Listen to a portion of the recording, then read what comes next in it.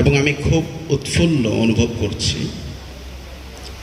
আসলে আমি গত বৎসরও আপনাদের ডাকে সাড়া দিয়ে আসার ইচ্ছা ছিল, বিভিন্ন হালতের কারণে আসতে পারিনি। আমি ভেঙে ভেঙে কয়েকটি কথা বলবো।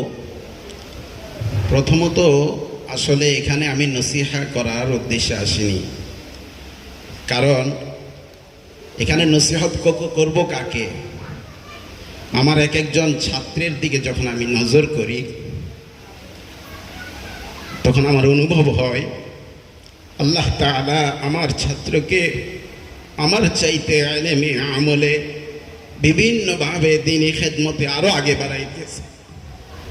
এই শুকরগুজার করার জন্য ছাত্রদের চেহারাগুলো দেখার নিয়তে গতবারও আসার ইচ্ছা ছিল। তো এটা আমি নিজেকে আল্লাহর কাছে মাফির একটি ওসিলা মনে করতে পারি। এজন্য নসিহা করা নয়, আপনাদের চেহারা দর্শন লাভ করা, সাথে সাথে যাদের সাথে খেদমত করেছি, খেদমতের জামানায় ইচ্ছাই হোক অনিচ্ছাই হোক চলতে গিয়ে অনেকের দিলের মধ্যে কোনো দাগ কাটতে পারে। একটু যদি তাদের সোহবতে আসতে পারি, দিলের মহব্বত অন্তরের সাথে দিল যদি সিনার সাথে সিনা লেগে যায়, তো হয়তো ওই দাগটি মুছে যেতে পারে। বিশেষ করে আপনাদের যে নামকরণ করেছেন রাবেতায়ে আবনায়ে আনোয়ার, আমি আপনাদের নামের মধ্যে একটু সংযোজন করাটা সুন্দর মনে হচ্ছে আমার কাছে।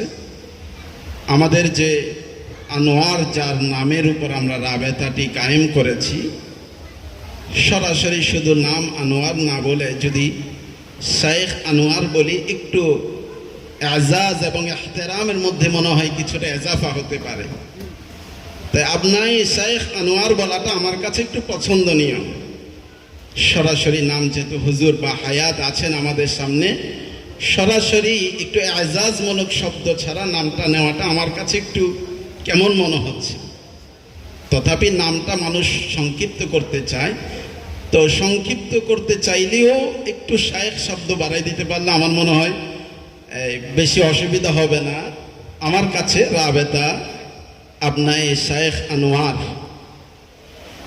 যেহেতু হজরতের এই একটি ওয়াইরান জায়গা, আমরা রাত 12টার দিকে আসার পরেও ফজরের পরে হজরতকে নিয়ে যখন বসছি, পুরা কারগুজারি শোনাচ্ছিলেন, খুব আবেগের সাথে শুনতেছিলাম।